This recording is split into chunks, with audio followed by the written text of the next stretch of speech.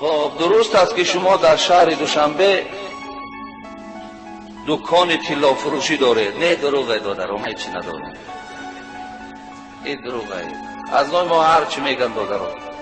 ولی یک کس از طرف رامیت آمده است میگه اونجا یک رمه کلان دیدیم، گفتن رمه حاجی میرزا. و خدا ندارم، من نه دکان دارم، نه رمه دارم، نه خانه دارم، نه زن دارم. زنم هم یک زن داریم، ولی هم آوازه شهر گرفته است که حاجی میرزا یک دختر 16 ساله را گرفته. من 16 سالش هم دادن دادرها، 18 سالش هم دادن، خانهش قطعی هم دادن.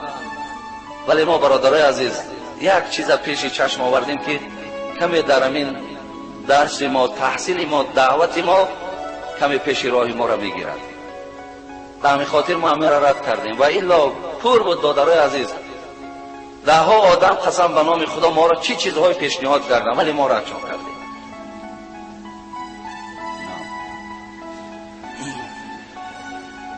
لیکن نداریم هیچی شما. خب السلام علیکم داملای عزیز. اما بعضی چیزهایی که من قبلا گفته بودم برادرها، همینا را شما به یادتان گیرین. در بسیاری جایها از نام ما هر خیل چیزها میگویند، از نام ما بسیار استفاده میبرند. ولی از همه شما خواهش میکنم کسی از نام ما پیشنهاد به چی خدمت میآید، خواهش که من آگاه باشم. در بسیاری از جایها برادرها رفتن از نام ما گپ میزنند که ما را فلانی روان کردگی است، چون خواهش کردن دیگر. ولی کسی که اگر چیزی که پیش شما کسی از نام ما میارد، شما ما را ببینید، یک بار با ما نصیحت کنید. من این خیلی عادت ندارم که یک کس پیش یک کس روان کنم بگم برای از نام من گپ زن. انا میشه خودم در عیبم نمیبینم و مناسبی هم ندارم. من خودم که لازم شد خودم میرم و پیش کسی نباشد. السلام علیکم اکیداملا. شما در یک موعظه تان گفتید که حضرت علی رضی الله عنه عرق نوشیدند و سوره ها را غلط خواندند و گفتید که در زیر تفسیر سوره کافرون این خبر آمده است. ما همه تفسیرها را دیدیم نیست، تحقیق کنید بعد گویید. این طعنه در راست حضرت علی می باشد. برادر عزیز و گرامی، یک کار است که من هر چیزی را که میگویم من به تحقیق میگویم، من به تحقیقم نمیزنم. من خیلی تحقیق میکنم، میبینم، حتی باز میپرسم، بعد دیدن با میپرسم تا که این مردم است، این منبر است، این ثبت میشود و هر چیزی که من میگویم از این زبان من میبراید، کرامان کاتبین اینها را کتابت میکند.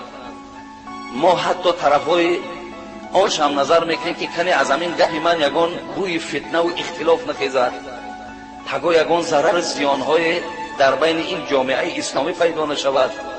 بعدا من آن چیزی که بیان باشد و خبرش باشد تحقیق کردم بعد به گوش شما میرساند. ولی این دادر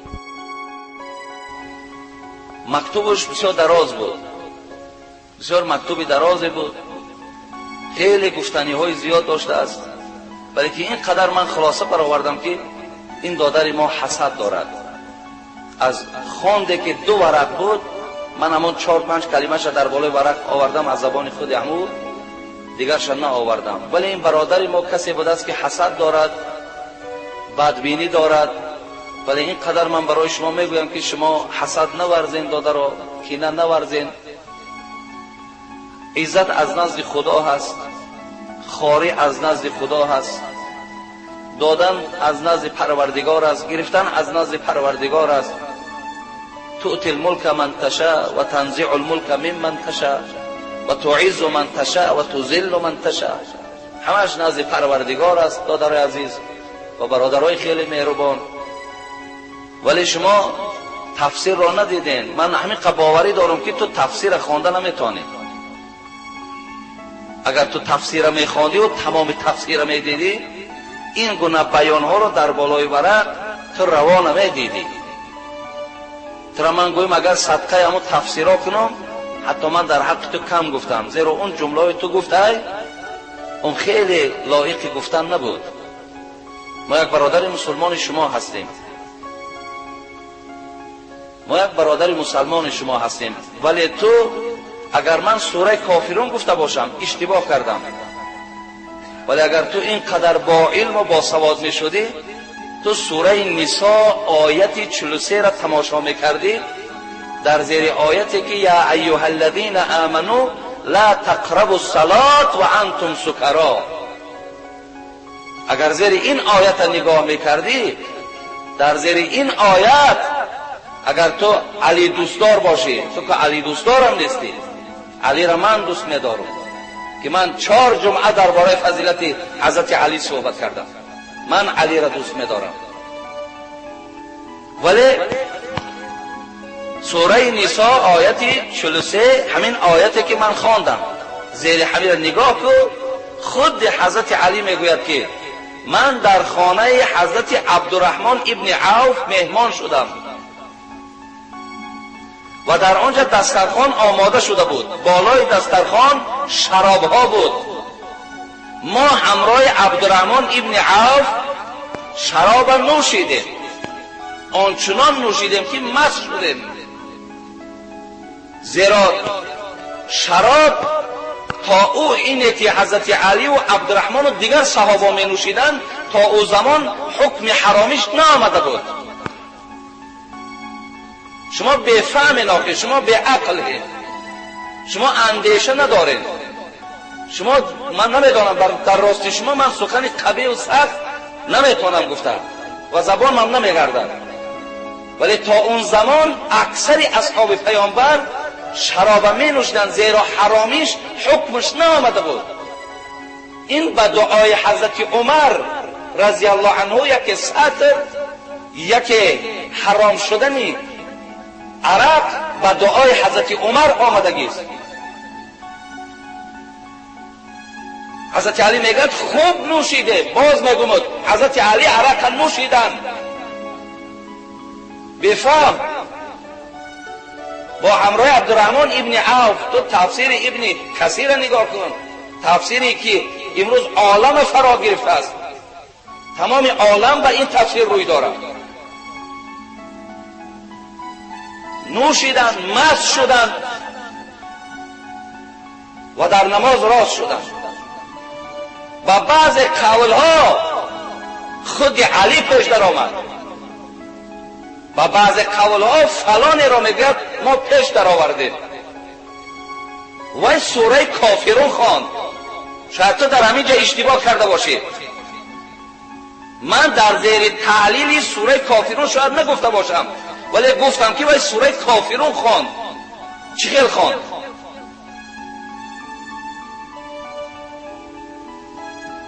قل یا ایها الکافرون.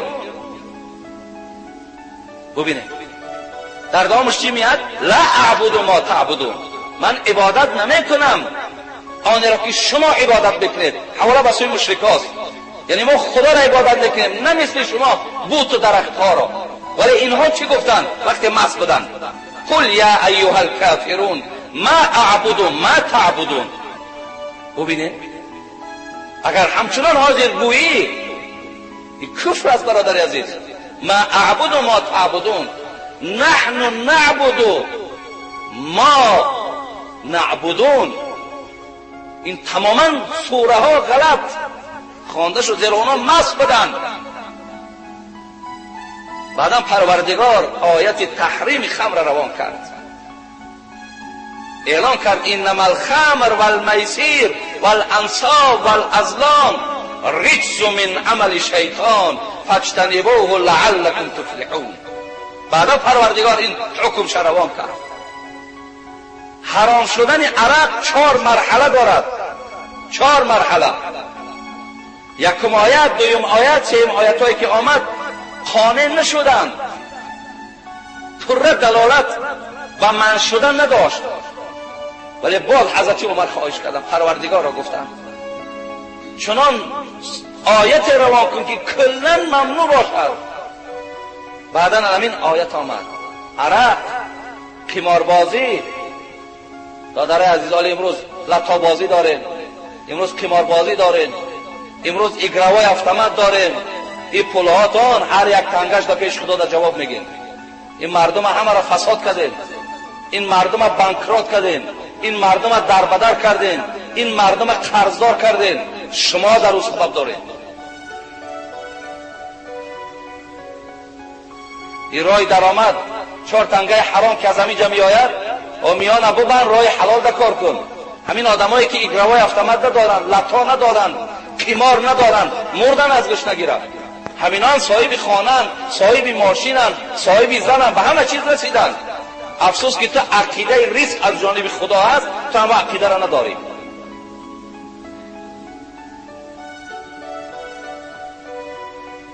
بعدم برادر عزیز، خداوند همین خمر و قمار و بتپرستی و فالبینی را پلید گفت و عملهای شیطانی گفت. دوری جوید از اینها گفت نجات از پیشگاه پروردگار بیابید. اینا باز گفتم برای که این دفعه باز سوره نساء آیت 43 را تحقیق کنید. کنی بین همین تا چه اندازه حقیقت دارد. ولی خواهشم همین از دادر عزیز که من که شما را میبخشم. دیروز یک برادرم دستی مرا خپید،